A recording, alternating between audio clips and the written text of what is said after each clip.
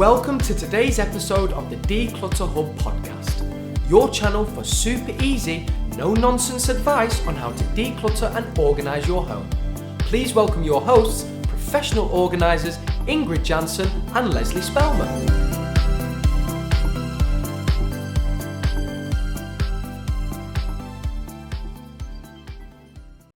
Hello and welcome listeners to episode 97 of the Declutter Hub podcast. I'm Ingrid. And I'm Leslie. If you have clutter and want to sort it out, this is the show for you. Now, in today's episode, Leslie and I are talking about how you can keep your home clutter-free once you finish decluttering and organizing your home. Now, Leslie, you and I both know that you don't just declutter your home once and then the clutter never comes back, right? We will have to keep decluttering and organizing our homes your whole life because we will keep buying stuff. And we add to our homes, and of course our lives change, and so our homes change with the phase in life that we are in. So it's kind of a myth that you can declutter your home once and it will stay that way the rest of your life. We are both professional organizers and we constantly declutter our houses all the time. So today we wanted to talk to you about the routines that you need to put in place to keep your home clutter-free, and it will be much easier to keep your home clutter-free once you've done a proper sort out, but you will need to keep working on it. What do you think about that, Leslie? Do we have to always keep decluttering?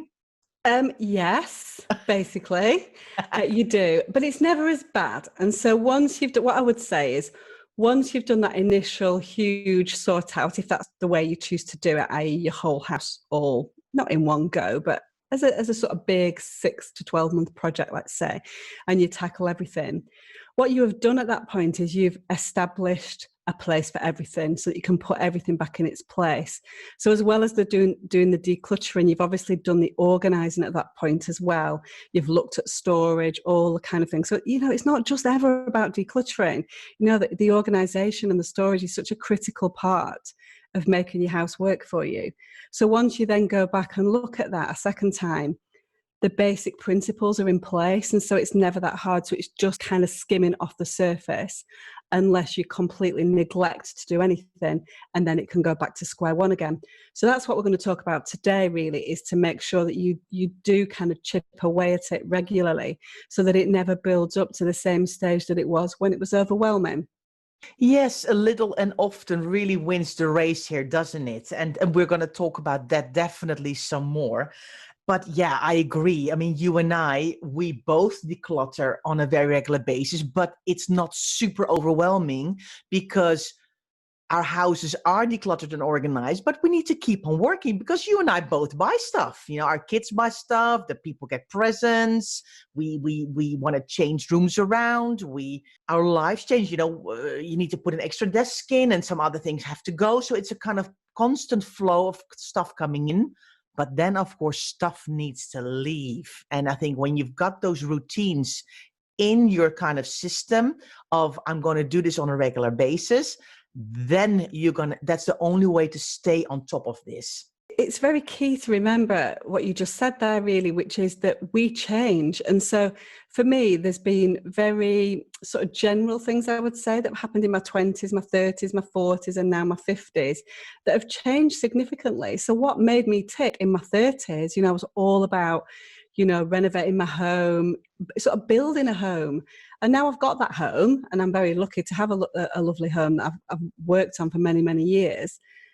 But I'm not quite as bothered about it as I used to be. So my priorities have shifted. So the kind of things that I would jump on when I was in my 30s, now I'm like, oh, it's fine. It'll be fine. Do you know what I mean? So I'm not as bothered about doing those big projects as I used to be. A lot of things have changed, certainly from the 20th century into the 21st century as well. We're not as consumerist as we used to be. And so our mindset completely shifts anyway. And so with it, our attitude to stuff. And that's what we've got to constantly work with and think about. And, as you say, you want to repurpose rooms. You have a playroom for the children when they're at home. Once your children have flown the nest, all of a sudden you can make that into a craft room or a hobby room or a reading room or whatever that might be. And along with those repurposing of rooms comes decluttering, because you need to take the stuff and bring different stuff in there. Or you might think to yourself, you know what, I'm going to change one of the kids' bedrooms into a guest room because now I feel that my friends and I have more time, or my family have more time to travel and visit each other. So I'm actually going to have more people staying than I've had when the kids were little and everybody was kind of more staying at home because they got their clubs and their things and their sports that they're doing. So you change with life, and your house changes with your life too, doesn't it? It does. I mean, my son has been moved out now for a year, I think. Finally, obviously, he came and went back and forth while he was at university, but he was still kind of at home. And then he moved out finally then last year. He's been very calm about the whole thing in terms of, Mum, I don't live there. I'm not coming back. I'm quite happy for you to get rid of my, not to get rid of his stuff. That's a whole nother story, because he was not happy with us tampering with his things. But because of lockdown, we needed a second office. And so I've got an office at home, but my husband didn't have an office. So he did have a space to work, but it wasn't a nice space that you would want to work in for 3 months, which is what's happened so far. And it looks as if it's probably going to continue. And so we've repurposed Luke's bedroom into Steve's office. And again, with that comes a complete change, because you don't want a bed in there. You don't want a wardrobe in there. You want it to look like a nice office. So that's an exact case in point. So as well as having to look at the space that you've got and repurpose rooms and shift their, why they're there and how they work for you, this constant cycle of things coming in and things having to go out. So let's talk about the basics of decluttering first. So, we're talking about repurposing. So again, those are quite big projects to repurpose rooms, but let's talk about taking it back to basics. The rooms in your house are more or less staying the same as they were. So what kinds of things do we need to do to keep on top of that clutter? Well, I think for me, and that's something that I have in my own house, and I know you have it too, Leslie, it starts with a donation station, doesn't it? You need to have a place in your home where you're going to put the items you've decluttered. What we see a lot, or what I see a lot, is that when I work with clients one-to-one and I come into their homes, they're like, I would love to have a tour of your home.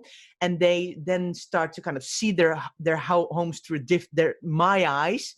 And then they say to me, oh, well, that has to go. And that can go to the charity shop, and I have to return that to somebody else. And I no longer need that. And it's all this stuff is scattered around the home. So one of the first things I normally do is say, let's set up a donation station where the stuff you no longer want, you can put. Because sometimes it's not always possible to go to the charity shop that same day, that same time. Of course, it's ideal, but it's not always possible. And you're not going to go to the charity shop with one toy or one box or one, you want to kind of go when you have a car full of stuff, or a car boot full of stuff, or a couple of bags. So you need to create a space somewhere where you can kind of gather up items. And you might want to get, 2 plastic tubs, and one is for maybe clothes and fabric stuff, and the other one is for kind of other stuff. But then you can already start to divide it a little bit. Or maybe you're like, I don't care, as long as I can all bag it up in one go. I need to have one box somewhere where I'm going to put it. And in my house, I've got a little cupboard next to my kitchen, a very random cupboard with very random things. But one of the shelves in that cupboard is my donation station. And every time I think, oh, I no longer need this, this can go to the charity shop, I can put it there. Yeah, and it might be a while. I mean, I'm at the charity shop all the time for clients, but it's a rarity for me to pull one of those bags out of my donation station, or pull all the stuff out of the donation station and take it. That probably happens once every 4 or 6 weeks, because I've not got loads and loads of stuff going in there. So like you, I'll wait until there's a bag or 2 bags or something, or when I know the stuff in the back of the car that needs to go or whatever. So it's really critical to get, I love that term as well, donation station. It sounds quite cool, doesn't it? So I love the term anyway. So it's always but it's a fantastic thing to have, because what happens is people do put things into bags for charity, but then they forget over time, and they're like, oh, I think that was a bag for charity, but I can't remember. And what that means is then that you've got to go back through the bag and just double check, because we never, when we're working with people, if there's any doubt as to what's in a bag or what's in a box, it gets checked, just to make sure. And so what you don't want, if it's there, I mean, mine's in my laundry room. If it's there, then you know that's exactly what it is, and we don't need to look at it again. So donation station number 1 on the list of keeping on top of things at home, one designated spot in your house where you put stuff that needs to go to charity. You can also include stuff that's going back to other people in there if you want to, but make sure you can tell the difference between what's going to charity and what's getting returned to other people. Yes, yes, for sure. And it doesn't really matter where it is. I mean, in Leslie's case, it happens to be in a laundry room. For me, it's a cupboard next to my kitchen. It can be a utility room. It can be in your spare bedroom. It doesn't matter where it is as long as it's one place. Yeah, and if you're tight on space, you are going to need to go to the charity shop more often. I've got quite a big space for my donation station, so therefore I can leave it for 6 weeks. If you haven't got a big space, do go when you've got 3 or 4 things. That's fine too. Or if you're on foot quite a lot, a lot of people do take 1 or 2 items, but because we're in the car, we're not going to make a special trip with 2 or 3 things. So yeah, donation station number 1 on the list. What about number 2 then, Ingrid? Well, that's kind of actually the going to the charity shop, because people put it in their car and drive around with it for weeks, or months in their car. And it's like, no, you actually have to schedule a trip. And it's exactly what you're saying, Leslie. We are in the charity shop all the time with items from our clients. So for us, it's just, we're there 2 or 3 times a week. So for us, it's easy. But if you are not there because you don't have to, you need to schedule that trip. Can you maybe you need to think to yourself, if you have to do quite a lot of driving, and think, okay, it's actually next to my dentist, or it's next to my dry cleaners, or if I'm on my way to school, I pass it, or if I'm on my way to work, on the way home, it's still open. So you need to think about, when can I schedule this in my diary? And then actually maybe even put a reminder in your car, in your phone, when it pops up when you finished work, have a reminder pop up, for example, 5 o'clock, go past the charity shop on the way home so you don't forget. And you don't drive around with it for 3 weeks in your car, because that is really annoying when you want to put something in your boot and it's full of charity shop. I think my husband will tell me off, because he does the shopping on a Saturday. And when I forget to go to the charity shop, he's like, seriously, I've got like 7 bags with shopping and I can't put it in the boot because you forgot to go to the charity shop. I played a blinder yesterday with my charity shop run. So, of course, we're kind of coming out of lockdown. Things are opening back up again. But the charity shops are fraught with complications at the moment, aren't they? Because we've got this quarantine situation and we don't know whether they're accepting. So what I did was I waited for my daughter to come back from university and then sent her with my son and said, just drive around and look at the different charity shops until you find the ones that are taking it. I was like, if you want to use my car for the whole of the summer, you can do the charity shop run and you can go from charity shop to charity shop until you find one that will actually accept the stuff. So yeah, outsource the charity shop runs. Also a great idea, I think. Yes, delegating tasks is also a great way to stay on top of things in routines. I mean, that's not on our list for today, but delegation is definitely on there if you want to stay on top of things, Leslie. Do you know what? I've got that, honestly. I've got 2 sons and a daughter. My daughter is like, when she comes back, she's like my little PA. She's just like brilliant. Anything that I ask her to do, she just does it. She's kind of like a mini me, you know what I mean? But all the things that I can't be bothered to do, I'm like, we just do that. We just take the car down to get washed. We do this. We drop this off. We do that. We put this on free cycle. She's like, yep, done. Whereas my son, I asked him like 3 months ago to do one thing. No chance. Not that I'm being sexist in any way, but that's just the way that it works in my family. The 2 boys have other skills, but being productive and having a lot of common sense is not what they're blessed with. Leah, on the other hand, is the opposite. So thank you, Leah, if you're listening, for being my little mini PA and doing all the jobs that I don't want to do. You know what? That is so funny that you say that. I actually see my daughter. She is so organized. It's so funny. I think she will make a great professional organizer at some point in her life, because she's on it. She's like, yes. She's a bit like Leah. If you ask her to do something, she'll go, okay, and she'll just do it. It's like, this is amazing. So I can't wait for her to be a bit older and I start to outsource some of my jobs to her as well. I know. Oh, it's like the best. Honestly, I cleared like half of my to-do list yesterday. She's only been home 2 days, but she's going away again. So it's kind of like, okay, right, come and do my jobs. Anyway, we digress. Yes. So, and also, let's go back quickly to this charity shop thing, because actually, one of our members in our VIP membership was telling us about it, because she's been in our VIP membership for a while now, and she's done her whole house, hasn't she? And she's changed her mindset, she's changed her shopping habits, but she's also working on her routines. And this is how this whole podcast came about, because she said, you know what, ladies, I am now actually scheduling my charity shop runs so I don't end up having a whole mountain of stuff again. And that way I stay on top of it. She created a donation station, which she loved. And she's now scheduling those charity shop runs on her way to other things. And she said, it's changed my life. It's so much easier. So she was really inspired by the courses and by our quick wins and everything that we have in our VIP membership. And it's working brilliantly for her. So her idea of scheduling the charity shop run, definitely we wanted to mention, because she's doing great, isn't she? She's doing fabulous. She's doing really well. Yeah. So one of the most important things really that we've got to think about when we're talking about keeping on top of things is what we love to call a reset. Yeah. So Ingrid, what is a reset and what's it all about? Well, basically, we tidy up our house twice a day. So we, after breakfast, and I know you do this as well, and I do this, and we didn't even know that we were doing it until we started talking about this lots. We're like, oh, you do this too. So after breakfast, I make sure I leave, and before I leave my house to go to work or to a client or do errands or whatever, I make sure my house is tidy.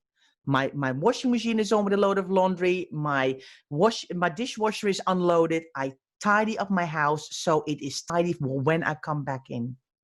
And the same in the evening after dinner, I put all the plates in the dishwasher. I put the dishwasher on. I wipe the sides in my kitchen. The kids put the recycling away in the recycling out box outside.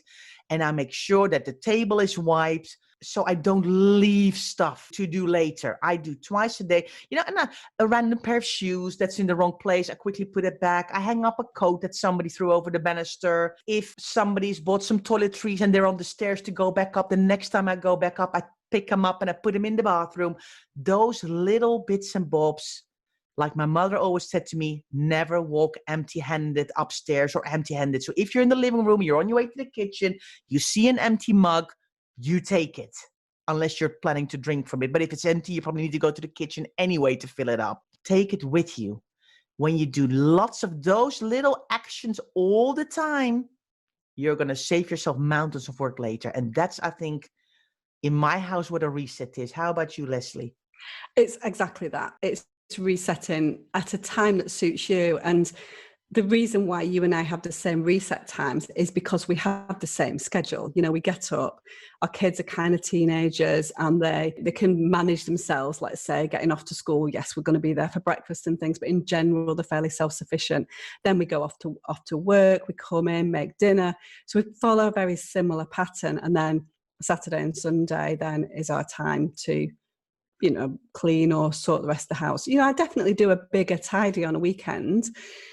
But for some people, that reset might be at a completely different time. So say, for example, if you're someone who takes your kids, you've got younger kids, you take them to school, and then you come home after the school run, your reset time most likely will be once you come back from the school run, because you haven't got time when you've got 3 little ones under 8 to be washing up and putting laundry on and all that kind of stuff. You've got no chance of doing those things. It's a battle to just get them out to school.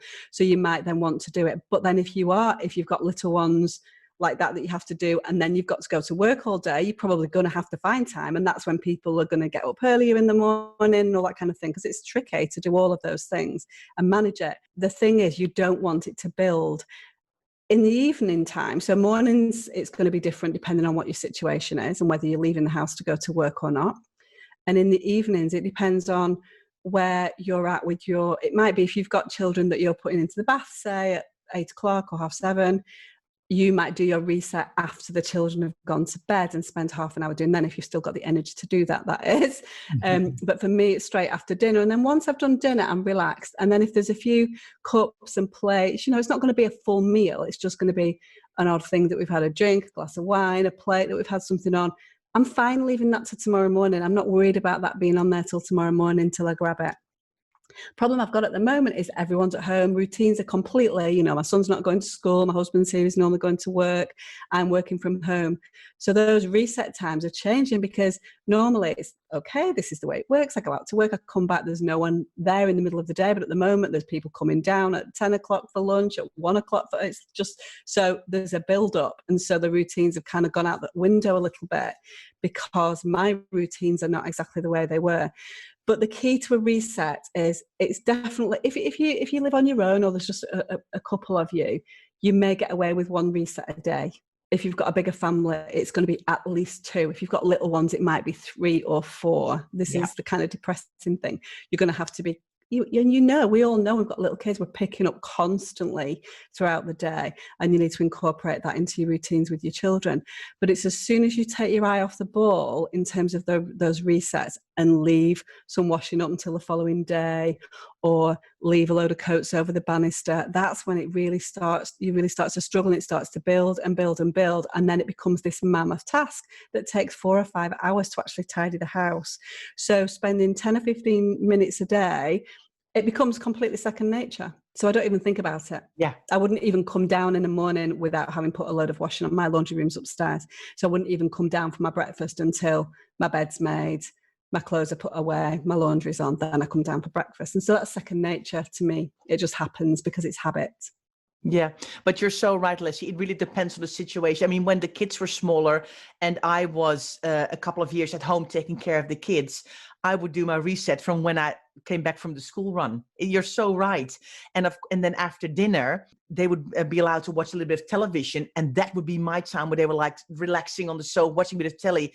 And I would kind of zip around the house going, boom, boom, boom. Let me just do a bit here, do a bit, and not leave it until later when I was tired too. And you had that whole bedtime routine behind you and the reading of the book and putting him in the bath. Because then I was tired too. So when they would be watching television, that would be my time to go, right, this is my chance to do a bit of tidying up here and there. And if you've got a little baby, it might be when your baby's napping. There's different times, and you've got to, and again, that's going to evolve over the years as it has for us. It's going to change. But ultimately, the point is do a reset and do some tidying up little and often, and it's going to really help. Yeah. One of our members, I think, said that she was using a timer. She put a timer on for 25 minutes to just kind of go in when she came back from the school run, or when she came back and said, okay, I'm going to put a timer on for 25 minutes. And I'm kind of aware of that the time is ticking away, that I'm not going to just sit down and have a coffee and read the paper, get sidetracked by Facebook and social media. But no, I'm going to first do something, set the timer. And one of our other Facebook members sent a whole playlist through recently with all her favorite songs. So if you like a bit of music, if you need a bit of motivation to get going yourself, have a favorites playlist, or maybe a kind of genre that you love. I recently found a lovely radio station with lots of 70s music, Leslie. I was in my element. I do love a bit of disco, I tell you. Oh, the image that I've got in my mind of you bopping around your lounge, I'm not sure whether I really want to think about that. But yes, music can work. 70s music, whatever, bit of hip hop. No, that will really help you to kind of keep going. And it can be a lovely thing to kind of think, you know what, I'm going to do 5 songs and I'm going to try and do as much as I can within 5 songs, or set that timer. So those are our top tips for getting stuff done. It's hard though, isn't it? Managing a house is not easy. It's a continuous process of work. If you want to keep your house nice, bottom line is you've got to work hard at it. And that sounds really depressing, but it is. Yeah. They've got such a tidy house, it's so easy. And yes, there's loads of things that you can do. Having less stuff is a huge deal in terms of keeping your house tidy. But it still takes maintaining. You have to maintain it, and you have to work hard at it if you want a tidy house. Yeah. Those chores, those cleaning chores, the daily tasks need to be done on a daily and weekly and monthly basis. Otherwise, but the thing is, if you do it daily, it gets much less work. So do we think now, halfway through this podcast then, our listeners are going to be sort of like, oh, this is so depressing, I've got to do all this, or energized into doing resets every day? What do you think, Ingrid? Oh, I don't know. I think it's realizing that running a house is work. Yeah.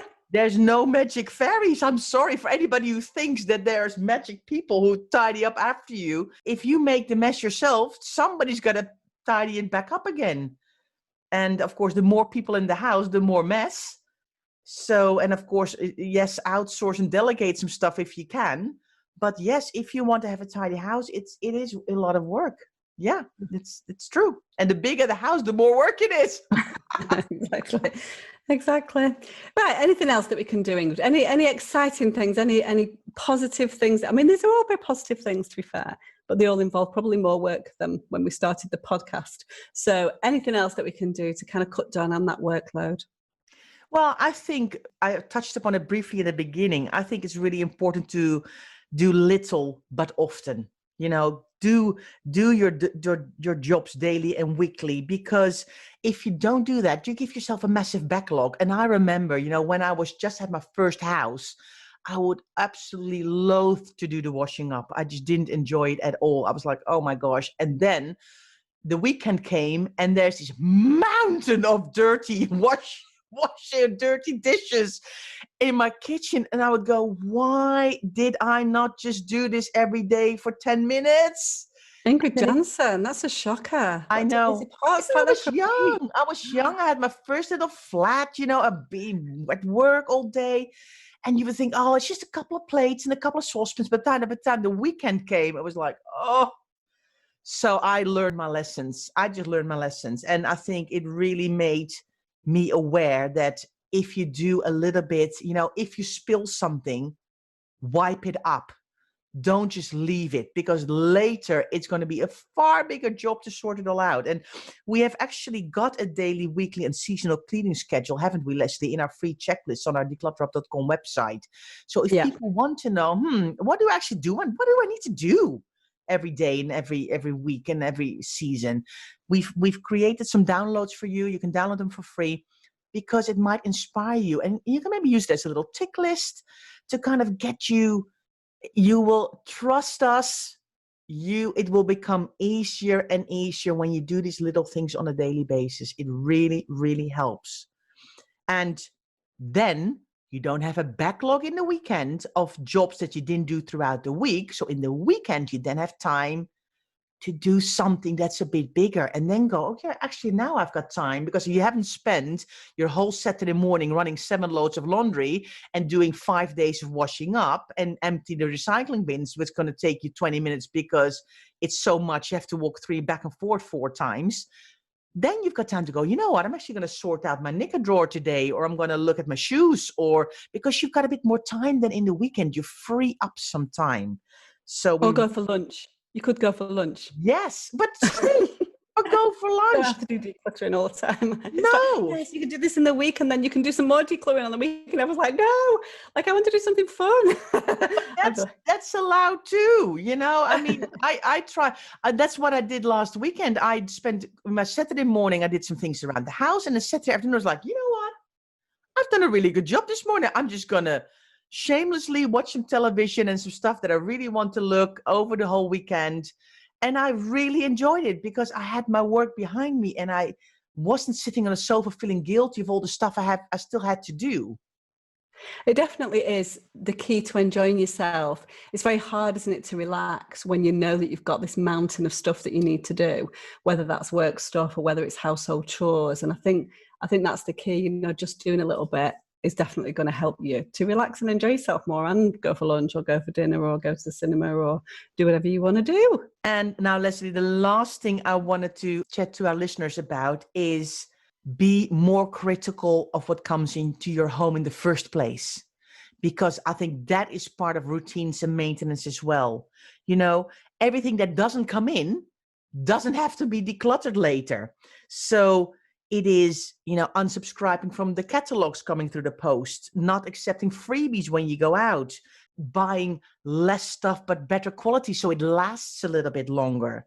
And those things will help as well in your routines and your maintenance. If you suddenly decide you want to pick up a new hobby, don't get all the gear and everything all at one go. First, buy a couple of little bits and see, do I actually enjoy doing this? Is this something that I want to do in my life? And if you then go, wow, this is amazing. I should have started this new hobby years ago. Then you can go, you know what, I'm going to get a few little extra bits and bobs to make this happen. But don't get all the gear in and then realize after 3 weeks, like, wow, this is not what I thought it was going to be. So it's a bit about being smart. And we did a whole podcast about it, didn't we? Yeah, it's all about sabotaging your decluttering efforts, really, isn't it? You know, you're doing so well in your decluttering journey, but then you can't help but pick up free samples from shops, or if something's on offer, buying something that's on offer when you don't need that volume of stuff. So really, really try and avoid that kind of stuff. And we, as you said, we did podcast 87, Avoiding Self-Sabotage When Decluttering. So take a listen to that one. We did it quite recently, didn't we, Ingrid?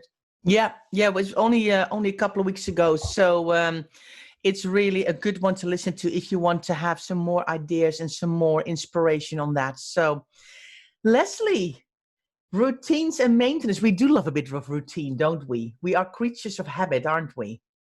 We are, and I think the thing for you and I is I don't feel like it's work, because it's just something that I do every day.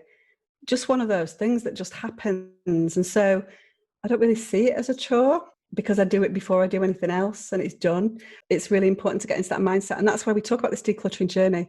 It starts with decluttering, thinking about your own relationship with stuff, and really changing up the way you think about stuff and buying and retail therapy and all of those things. So a decluttering journey is not just about filling a bag with stuff that you no longer need. That's just the sort of tiniest bit of it. I mean, that's the bit that sort of makes the biggest impact visually, but actually all the other stuff is the really, really important stuff, isn't it? The kind of learning and understanding.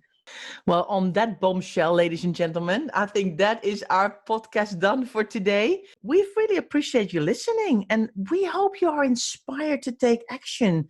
And if you have enjoyed this podcast, feel free to share it with others. Maybe your friends and family would love our show too. On our show notes page on our website, you can find all of the sharing buttons. If you want more handy tips and advice from Leslie and I, you can find us in lots of places. We have a fab supportive Facebook group called the Declutter Hub Community, which is a great starting point. And we have Instagram, Twitter, and Facebook too, and you can find us as @Declutter Hub. We'd love to see you there. Take a look at members.declutterhub.com to find out more about our VIP membership. If you don't want to miss our next podcast, subscribe to the Declutter Hub podcast and it will pop into your notifications each Friday. We have been asking for reviews, which make a huge difference to us. So if you have enjoyed today or any other podcast, we would love you to take a couple of minutes out of your day and leave us a review. Thanks so much for listening, and see you next time. Thanks for listening to this week's episode of the Declutter Hub podcast. Check out declutterhub.com for more inspiration, and don't forget to tune in next week.